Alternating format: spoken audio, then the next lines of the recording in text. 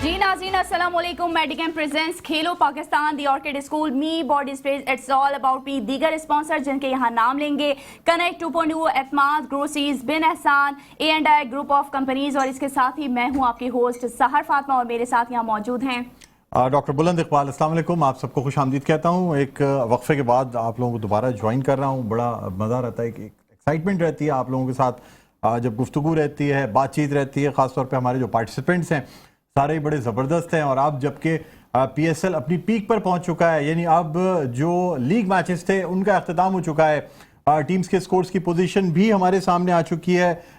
थोड़ी देर में आपको हम टीम्स के स्कोर्स की पोजीशन भी दिखाएंगे, यानी पॉइंट्स टेबल भी दिखाएंगे कि टीम्स जो हैं वो किस तरीके से इस टूर्नामेंट में परफॉर्म कर रही हैं, उनकी क्या स्टैंडिंग्स हैं, हाईएस्ट जो स्कोरर्स हैं और विकेट टेकर्स, उनके बारे में भी आपको बताएंगे।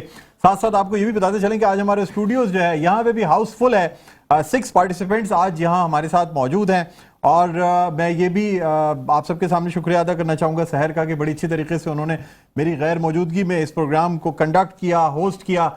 और माशाल्लाह अब ये एक प्रॉपर स्पोर्ट्स होस्ट भी जो है वो बन चुकी हैं। तो बहरहाल मैं चाहूंगा कि सर हम आपको मुबारकबाद भी देंगे। आप माशाल्लाह से उम्र पर से आए हैं तो माशाल्लाह बहुत आपको मुबारकबाद हो। कैसा रहा सर एक्सपीरियंस आपका? दुआ की पाकिस्तान के लिए आपने? बहुत अच्छा रहा पाकिस्तान के लिए, बिल्कुल दुआ की। और उम्मीद करते हैं अल्लाह ताला मेरा उम्र कबूल फरमाए, आप लोग सबको भी ये सादत नसीब फरमाए कि आप भी उम्रे पे हज पे जा सकें। बहरहाल प्रोग्राम का आगाज करना चाहेंगे। नाजरीन आपको बताना चाहूंगा कि कल जो लास्ट मैच हुआ वो बड़ा जबरदस्त मैच था। लाहौर कलंदर्स और कराची किंग्स, गोगे कराची किंग्स का ये आखिरी मैच था। हार या जीत उनके लिए मैटर नहीं करती थी, लेकिन जाते जाते कंसोलेशन विन वो कर ही गए, यानी अपनी एक जो अना थी उसको तस्कीन दे गए। लाहौर कलंदर जो कि टॉप टीम है पॉइंट्स टेबल पे, उसको हरा के, जो कि 9 में से 7 मैचेस जीती हुई थी 14 पॉइंट्स के साथ पॉइंट्स टेबल पे सरे फहरिस्त थी, वो टीम जो है कराची का मुकाबला नहीं कर सकी। गो कि कराची इससे कबल भी लाहौर को हराने में कामयाब हुआ था। और अब जो है ना कल के मैच में भी कराची ने जो टारगेट दिया 197 रन का, उसके उस हदफ के ताक़ुब में लाहौर की जो पूरी टीम है वो 110 रन पर ढेर हो गई। 87 रन की ये बड़ी शिकस्त मानी जाती है, जो कि लाहौर कलंदर के लिए एक बहुत बड़ा झटका साबित हुई। जो इस टीम के सपोर्टर्स हैं या उन्होंने तो इस तरह से कहा कि जी 440 वोल्ट का झटका लगा गई कराची की टीम। लेकिन नाजरीन यहाँ ये बात भी देखनी होगी कि शाहीन शाह अफरीदी को रेस्ट कराया गया था, डेविड वीजे को कप्तान बनाया गया था। तो क्या ये वजह बनी या वजह कुछ और थी? लाहौर कलंदर टोटली रेस्ट करना चाह रही थी और जाते जाते कराची की टीम को एक तोहफा दे गई कि चलें ठीक है। बाज़ दफ़ा ये भी कहते हैं कि जी हारने में जो है ना वो ज़्यादा फ़ायदा होता है। अब कहीं कोई ऐसी सिचुएशन ना हो कि हारने में ज़्यादा फ़ायदा हो रहा हो, इसलिए भी ये टीम जो है ना ये मैच जो है बिल्कुल हमें एक तरफा नज़र आया। बहरहाल हमारे पार्टिसिपेंट्स का तारुफ मैं चाहूँगा कि हम मेरे दाएं हाथ पे जो पार्टिसिपेंट्स हैं उनका तारुफ कराएं सहर, और उसके बाद में बाएं हाथ पे जो मेरे पार्टिसिपेंट्स हैं शीफर में उनका तारुफ कराऊंगा। यहाँ मेरे साथ मौजूद हैं स्पोर्ट्स एनालिस्ट हैं फरहान बाकर साहब हैं, फरहान फरीद साहब हैं, फैजान बाकर साहब हैं और हसीब एहसन साहब। नाम इनका बड़ा ज़बरदस्त है। ये जो है ना बड़े ज़बरदस्त क्रिकेट एनालिस्ट हैं, क्रिकेटर भी हैं और ख़ास तौर पर जो है वो अच्छा तबसरा देते हैं, जिसकी वजह से आज यहाँ मौजूद हैं। मेरे साथ जो मेरे बाएं जानिब मौजूद हैं बहुत अच्छे वेटरन क्रिकेटर यानी सीनियर क्रिकेटर भी हैं, साथ साथ क्रिकेट एनालिस्ट हैं, कमेंटेटर बहुत अच्छे हैं। मेरे साथ मौजूद हैं आमिर सरफराज साहब। अस्सलाम वालेकुम आमिर साहब, खुश आमदीद कहते हैं। आपके लिए तो सरप्राइज एक हुआ कि हसीब एहसन साहब आज मौजूद थे। क्या वजह बनी सरप्राइज की? सरप्राइज की वजह ये बनी कि he is regularly taking part in our department. हाँ, और आई नेवर न्यू कि ये आज इनसे मेरी यहाँ मुलाकात हो जाएगी, तो समझ लें इसका सेहरा फरहान राजू को जाता है कि जिन्होंने आज इनको यहाँ मदऊ किया। फरहान फरीद राजू साहब बहुत से ऐसे लोग बुलवा लेते हैं जिन यहाँ पे मुलाकात हो रही होती है हैरान हो जाते हैं। माशाल्लाह बड़े वेल कनेक्टेड आदमी हैं। पिछली दफा क्या थे इंजीनियर साहब, तो हमारे जावेद खलील साहब कह रहे हैं कि ये तो मेरे स्कूल के फ्रेंड हैं। भाई क्या बात, 25 साल बाद मिले, आपको सवाब मिलता होगा से बहुत ज्यादा। चले जी अब नाज़रीन बढ़ते हैं अपने नेक्स्ट पार्टिसिपेंट की जाने। बड़े अच्छे क्रिकेट एनालिस्ट भी हैं, क्रिकेटर हैं, साथ साथ एक्टिंग भी करते हैं। अब ये नहीं पता मुझे यहाँ प्रोग्राम में बैठ के तो एक्टिंग नहीं कर रहे होते। बहरहाल आसिम अमरोवी साहब अस्सलाम वालेकुम। वालेकुम खुश आमदीद कहते हैं सर आपको। बहुत शुक्रिया और आपको उम्र मुबारक हो। Thank you thank you. आमीन आमीन आमीन। नाज़रीन इसके अलावा हमारे बहुत ही सीनियर पार्टिसिपेंट हैं, अच्छे क्रिकेट एनालिस्ट हैं, बेलाग तबसरा करते हैं लेकिन बहुत ही मेच्योर तबसरा करते हैं, जज्बात में नहीं आते बिल्कुल। बड़ी से बड़ी बात करनी होती है तो बहुत आहिस्तगी से, तहम्मुल मिजाजी से, खुश मिजाजी के साथ बात करते हैं। यानी अगर मैं ये कहूँ कि हमारे प्रोग्राम के दो एक्सट्रीम्स, एक तरफ फैजान बाकर होते हैं और दूसरी जानिब उनको ठंडा करने के लिए मुनीर कादरी साहब बैठे होते हैं, तो गलत नहीं हो। मुनीर कादरी साहब अस्सलाम वालेकुम सर, खुश आमदीद कहते हैं, खैरियत से आप? अल्हम्दुलिल्लाह, और आपको हमारी तस्वीर मुबारक हो माशाल्लाह। चले जी, थैंक यू सर, जज़ाकल्लाह, बहुत बहुत शुक्रिया। इससे पहले कि आप लोगों से हम गुफ्तगू का आगाज़ करें, अभी हमें ज्वाइन किया है online group managing director Medicam group of companies Junaid Khalil Nainital वाले। अस्सलाम वालेकुम जुनैद भाई, खुश आमदीद कहते हैं प्रोग्राम में। जी थैंक यू वेरी मच, और आपको उम्रा मुबारक हो। थैंक यू सर, जज़ाकल्लाह, बहुत बहुत शुक्रिया। जुनैद भाई क्या कहेंगे सर, कल का मैच, वैसे तो खैर लाहौर भी आपकी टीम है लेकिन आप कराची को भी सपोर्ट करते नजर आते हैं। पहले मुझे ये बताएं, आप कल के मैच के बाद रिजल्ट से खुश हैं या ना खुश हैं? देखिए, आई थिंक लाहौर कलंदर्स ने और कराची ने जो ना कल बड़ा अच्छा ये काम ये किया। बेसिकली वो लोग जो उनके बेंचेस पे बैठे हुए थे और काफी अरसे से इंतजार कर रहे थे चांस का आने का, तो उन्होंने एक्चुअली उनको चांस दिया, उनको खेलने का मौका दिया, which is the right way to do. कल के रिजल्ट के ऊपर जो ना लाहौर को और कराची को दोनों को कोई फर्क नहीं पड़ना था। दोनों ने, जिसको टॉप 1 में क्वालिफाई करना था वो ऑलरेडी क्वालिफाई कर चुकी थी। लाहौर जो बॉटम पे आना था, कराची ऑलरेडी जो ना टूर्नामेंट से बाहर हो चुकी थी। Sir I think it's a right way to do कि आप बेसिकली जो ना अपने यंगस्टर्स को चांस दें और try to create a new heroes. Sir क्या कहेंगे मोहम्मद अखलाक के बारे में? कल जो है वो प्लेयर ऑफ द मैच भी कहलाए, 51 रन बनाए 36 गेंदों पे, एक बड़ा कलीदी किरदार अदा किया कराची किंग्स की बैटिंग में, जो कि उन्होंने टॉस जीत के पहले बैटिंग करने का फैसला किया था। क्या कहेंगे इस हवाले से? लेकिन कराची की टोटल टूर्नामेंट के अंदर जो यही चीजों की जो ना वो कमी आ रही थी, एग्रेशन की और बेसिकली अटैकिंग क्रिकेट की। और जैसे मैं हमेशा से कहते हुए आ रहा हूँ कि मतलब हमारे यहाँ जो ना यंगस्टर्स को जो ना they are more hungry than our senior players. Senior player जो ना हर तीसरे, चौथी, 5वीं इनिंग में एक स्कोर कर जाते हैं और जाने के बाद जो ना अपनी जगह जो ना सीमेंट कर लेते हैं। यंगस्टर्स देखें आप, किस तरीके से उनको जो ना बेसिकली मौका मिलता है और किस तरीके से वो अवेल करते हैं। हमने मुल्तान सुल्तान की एग्जांपल देखी कि पहले मैच में जो ना फास्टेस्ट जो ना वो 100 मार के जो ना वो चला गया। उस्मान, आई थिंक शायद उसका नाम था, उस्मान खान। हमें एक्चुअल में ऐसी जो ना वो प्लेयर्स की जरूरत है जो बेसिकली T20 में जो ना वो अपनी बैटिंग, अपनी इनिंग की ख्याल ना करें और बेसिकली जो ना वो टीम के लिए और मैच के लिए जो ना वो खेलें। ठीक है। अच्छा सर, ये भी बता दीजिएगा कि आप क्या समझते हैं, वैसे तो लाहौर कलंदर को ये एज हासिल है कि वो एक मैच खेल के ही डायरेक्ट फाइनल, अगर जीत गए तो फिर डायरेक्ट फाइनल में चले जाएंगे। क्या कहेंगे आप? जबकि हारने वाली टीम जो है, बल्कि पहले दोनों जो मुल्तान सुल्तान और लाहौर कलंदर को एज हासिल है, इसलिए कि फर्स्ट टॉप 2 टीम्स जो है वो पहला ही जब सेमीफाइनल खेलेंगी तो डायरेक्ट फाइनल में जाएंगी, लेकिन हारने वाली टीम को एक और चांस मिलेगा। क्या कहेंगे आप इस वाले से? देखिए, फॉर्मेट जो ना वो बड़ा अच्छा है, खास तौर पे उन टीमों के लिए जिन्होंने थ्रू आउट द टूर्नामेंट जो ना डोमिनेट किया, जो लाहौर ने और मुल्तान ने किया है। तो दोनों को जो ना वो एक्चुअली 2-2 मौके मिले हैं। पहला मौका तो पहले मैच में होगा जो आपस में ये खेलेंगे और बेसिकली डायरेक्ट फाइनल में चले जाएंगे। और दोनों ही टीम जो ना वो एक मदे मुकाबिल हैं और बराबर की जो ना वो टीमें हैं। और फिर दूसरा जो हारता है उसको दूसरा मौका मिलता है किसी भी जो ना वो नीचे से जो ना क्वालिफायर्स के साथ जो ना वो मैच खेलने में, आइदर वो पेशावर से खेलेगा या इस्लामाबाद से खेलेगा। तो आई पर्सनली थिंक कि ये फॉर्मेट इतना इंटरेस्टिंग है कि अब ये टूर्नामेंट के अंदर एक नया टूर्नामेंट स्टार्ट हो गया है जो आप बेसिकली विनर्स के लिए जो ना खेलेंगे। पहले तो सारी टीमों की कोशिश ये होती है किसी ना किसी तरीके से प्ले ऑफ क्वालिफाई करें, and now they are actually looking for a trophy. ठीक सर, कितने चांसेस देख रहे हैं लाहौर कलंदर्स के अपना टाइटल डिफेंड करने के और सेकंड टाइम चैंपियन बनने के?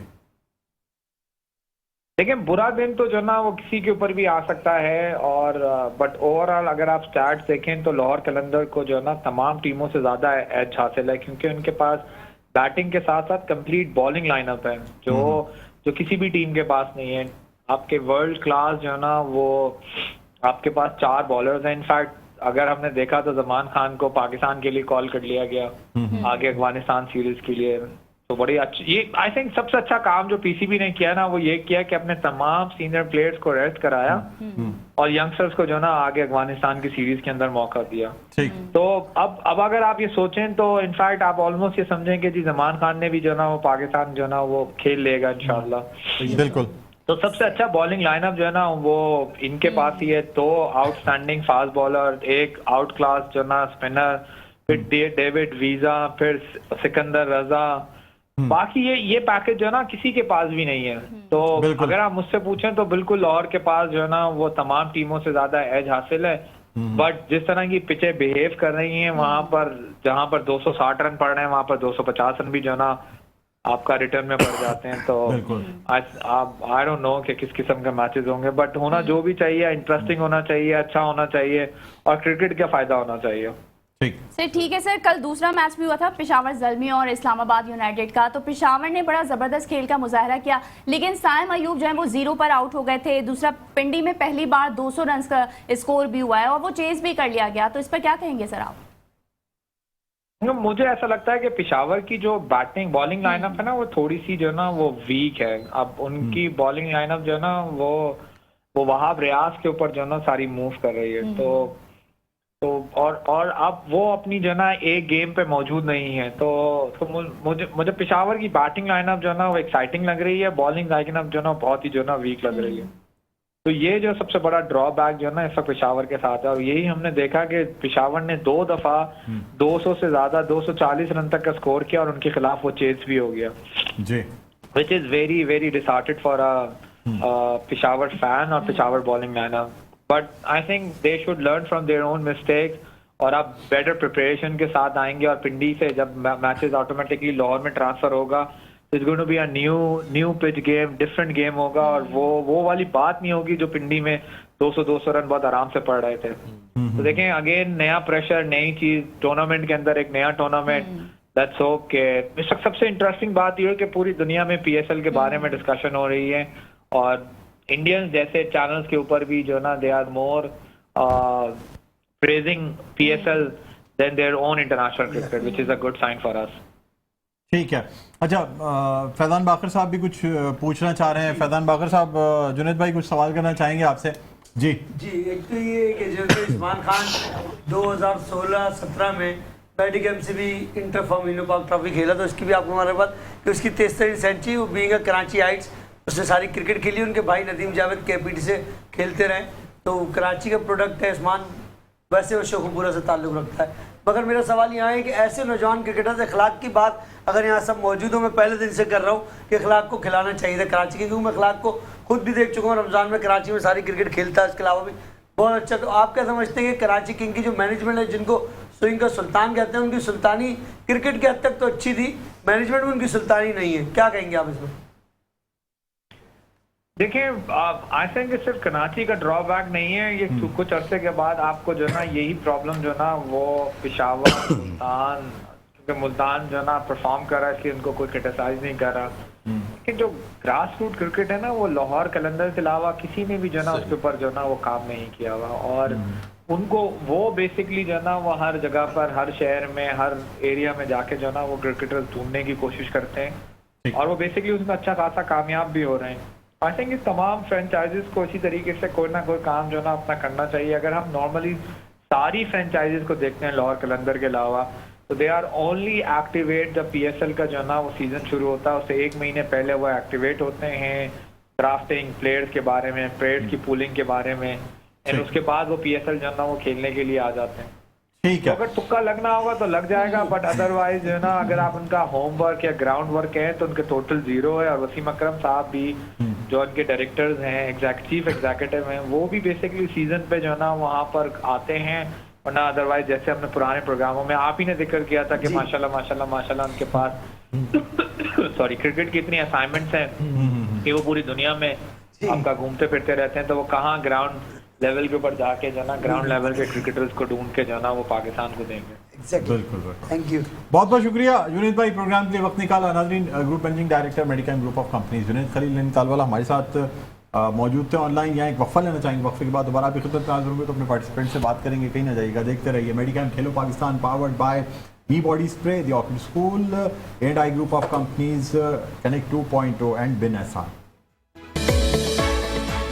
Welcome back. Medicam presents Khelo Pakistan, the Orchid School, Me Body Spray, it's all about me, दीगर स्पॉन्सर्स कनेक्ट 2.0, एतमाद ग्रोसरीज, बिन एहसान, A&I ग्रुप ऑफ कंपनीज और इसके साथ ही मैं हूं सहर फातिमा और मेरे साथ यहां मौजूद हैं डॉक्टर बुलंद इकबाल आपकी खिदमत में हाजिर हैं। नाज़रीन, ब्रेक पे जाने से पहले बात हुई थी और हम जुनैद खलील नैनीताल वाला साहब से बात हुई। अब अपने पार्टिसिपेंट से गुफ्तगू का आगाज़ करते हैं। आमिर सरफराज साहब, सबसे पहले आपसे जानना चाहूँगा, क्या कहते हैं सर, लास्ट मैच कराची का कॉन्सोलेशन विन, कोई फ़र्क तो पड़ना नहीं था ना लाहौर के हारने से ना कराची के जीतने से, चीज़ें पहले से डिसाइड हुई भी थी, क्या कहेंगे? मतलब ये बात आपने बहुत सर मैंने कहा कि पॉइंट्स टेबल पे चीजें डिसाइडेड थी, मैच का आउटकम डिसाइडेड नहीं था सर। मैं तो घबरा गया कि आप उमरा क्या करने चले गए कि वहाँ पे नहीं सर, इतनी इन्फॉर्मेशन कारीगरी कोई नहीं थी, लेकिन ये कि साजिद खान कहते हैं कारीगर अपनी कारीगरी दिखा गया। अरे यकीनी तौर पे इससे कराची को कम से कम ये एडवांटेज हुआ कि वो उसने गुड नोट के ऊपर जो है अपना ये सफ़र आज इस PSL 8 का ख़त्म किया है। और मैं ये समझता हूँ कि उनको अपनी टीम को रीग्रो करने का बड़ा मौका मिलेगा, और आइंदा जब वो आएंगे PSL में खेलने के लिए तो डेफिनेटली जो गलतियाँ इस सीज़न में उनसे हुई हैं वो गलतियाँ शायद वो दोहराने की कोशिश नहीं करेंगे।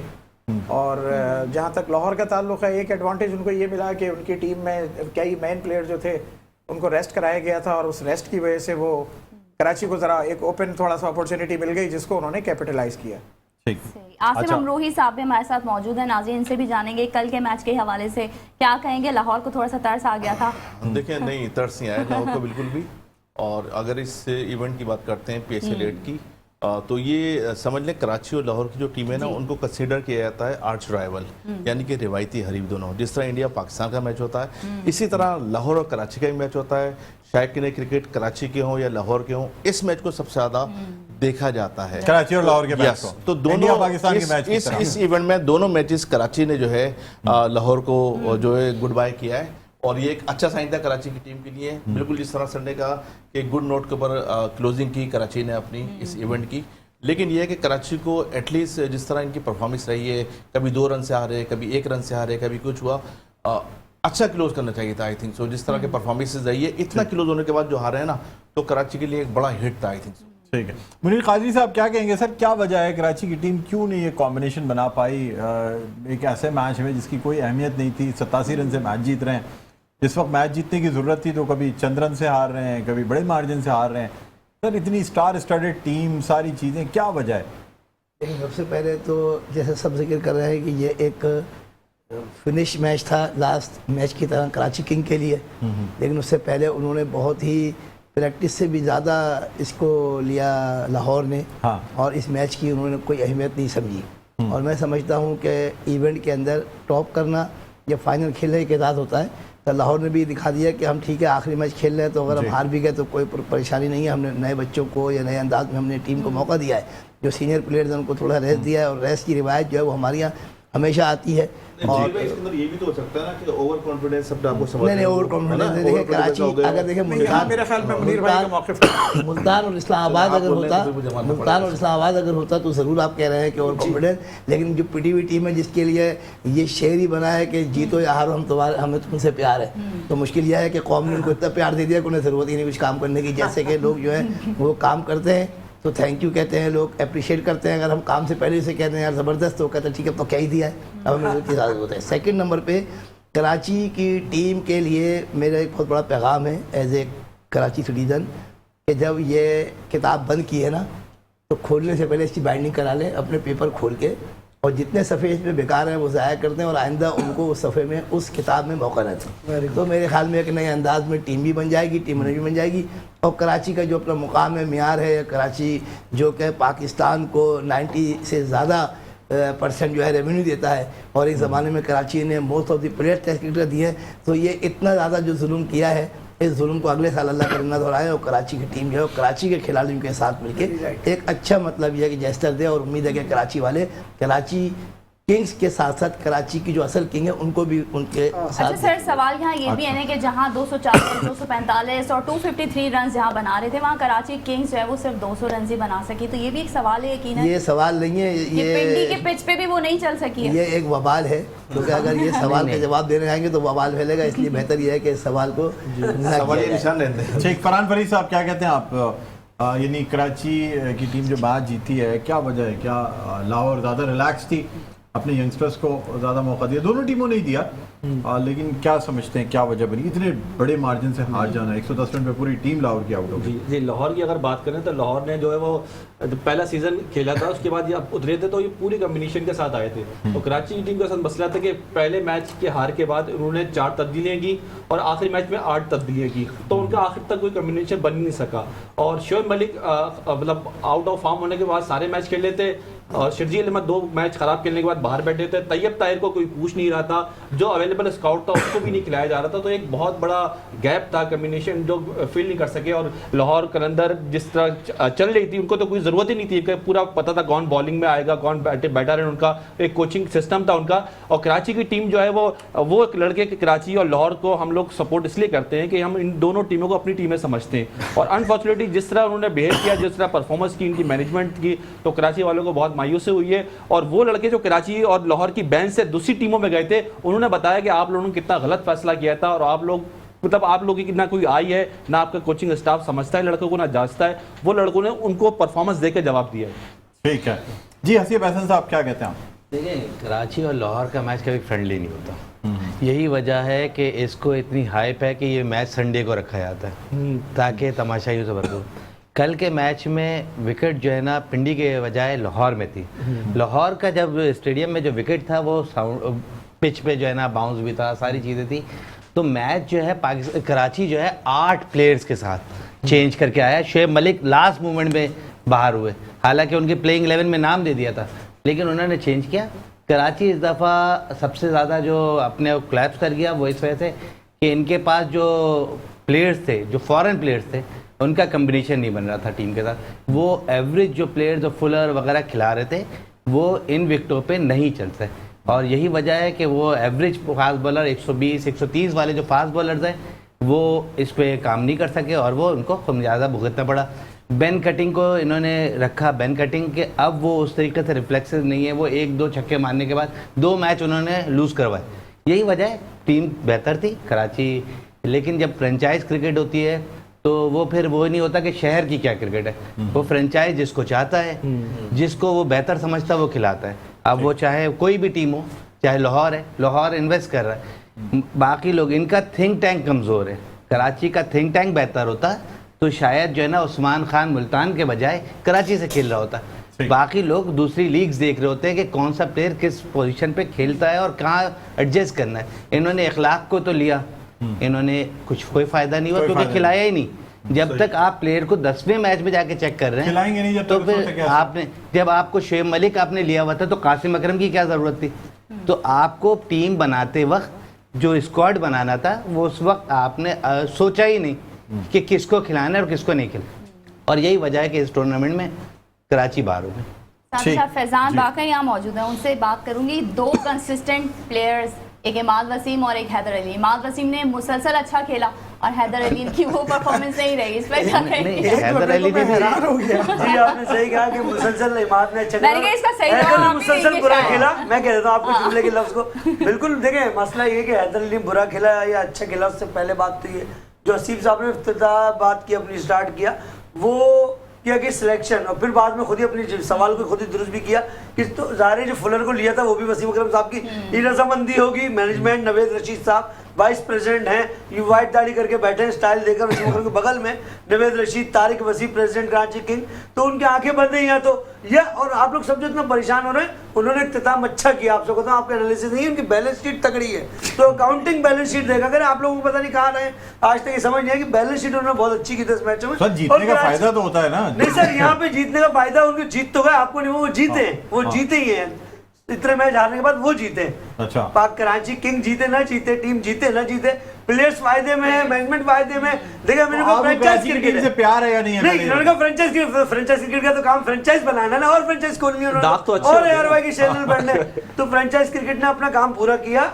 उसके बरखिलाफ के कराची की आवाम का दिल दुखे या राय मुनीर भाई के आज के बयानिए पर पूरा कराची कल खुश था। देखिए सर, देखिए एक मैच ऐसे खुशी से क्या वो तो गरीब की खुशी है, 5 मिनट की लाइट आना, 5 मिनट की लाइट जाना। तो ये है कि ऐसी खुशी नहीं चाहिए। मैं इस पर सख्त अल्फाज में मजम्मत करता हूँ कि मैं अगर समझता हूँ कि पीसीबी ने कोई 10 साल कॉन्ट्रैक्ट किया है फ्रेंचाइजीज को न बढ़ाने का, हाँ। तो पीसीबी को भी इस कटोरे में लाकर मैं आज सुप्रीम कोर्ट के चीफ जस्टिस से अपील करता हूं कि ये टीमें बढ़ाई जाएं और कराची और कोयटा जैसी एवरेज टीमों से बेहतर है कि लाड़काना के नाम की कोई टीम डाल दें, इंटर हैदराबाद की डाल दें, कराची की जेन्युइन टीम बना दें, इन्वेस्टर्स आ जाएंगे खुद ही। और आप प्रोडक्ट कराची के नाम पर खिलाइए, कराची के नाम पर चूरन न बेचिए, कराची का नाम इस्तेमाल न कीजिए। एप्लीकेशन डालें अदालत में, प्रोग्राम में कहने के बजाय मेरा आपसे नाम लेकर आ मेरा आपसे जाए, मशवरा ये होगा कराची का नाम हटा दें। ये बात तो सही है कि तो अदालत का दरवाजा जी बिल्कुल, मैं आपको एहतिजाजन में सुप्रीम मैं पीसीबी के इस आइन पर सख्त मजम्मत करता हूँ कि 10 साल कॉन्ट्रैक्ट किस बात का।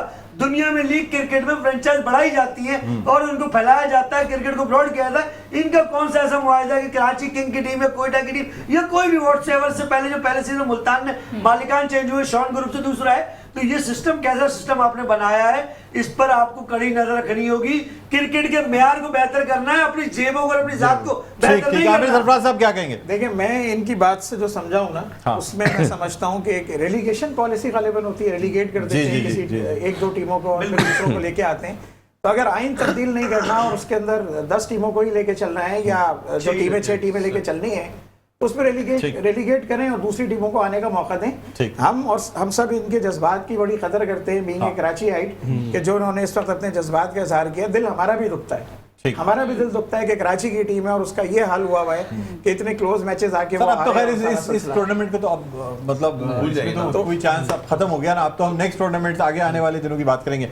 क्या मैसेज देना चाहेंगे? देखिए, मैं शॉर्ट बिल्कुल वन लाइनर। देखिए, वन लाइनर ये है कि बिल्कुल इनहांस करना चाहिए टीमों को, ये नहीं कि रेस्ट्रिक्शन हो चाहिए कि 6 टीमें हैं बस उसके बाद दुनिया खत्म हो गई। और टीमें आनी चाहिए जी, उसकी वजह ये नहीं है, मजीद टीमें आप समझते आनी चाहिए। कहता हूँ कि 6 टीमें हो या 10 टीमें हो, मियार को बेहतर बनाना चाहिए। और मियार असल चीज है, टीमों का इतना डिफरेंस नहीं है। क्या कहते हैं फरहान फरीद साहब? देखिए, कराची हो या कोयटा हो, से पहले अगर लाहौर की बात करना लंबी बात नहीं, जितना भी नहीं होगी, आप बहुत शुरू करें। बस ये चाहिए मैनेजमेंट को थोड़ा सा पीसीबी को और करना चाहिए, मैनेजमेंट जो है वो सिलसिले में जरा और करे। कर ले, ठीक है। ऐसा नहीं हो सकता क्योंकि इंटरनेशनल विंडो में अब इतनी बड़ा इस आपका स्ट्रक्चर आ ही नहीं सकता कि 1.5 से 2 महीने की विंडो में बहुत है जी। आप बताइए। नहीं, स्ट्रक्चर इंटरनेशनल विंडो से हमें कोई ताल्लुक नहीं है। इंटरनेशनल आईपीएल पैसा नहीं खर्च बहुत बहुत शुक्रिया फैजान बाकर साहब, आप सबका बहुत बहुत शुक्रिया। थोड़ी है प्रोग्राम का वक्त अख्ताम पर पहुंचता है। मुझे बुलंद इकबाल को मेरी साथी मेजबान सार फातिमा को इजाजत दीजिए। अपना बहुत ख्याल रखिएगा। अल्लाह हाफ़िज़।